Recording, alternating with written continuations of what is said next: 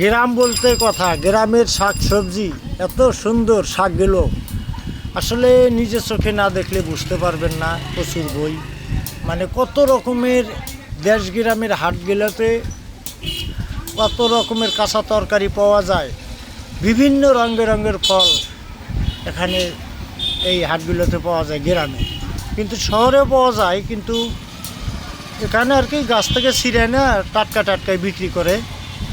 শহরে হয়তো এগুলো একদিন দুই দিন সময় লাগে, মসজিদে একদিন সময় লাগে।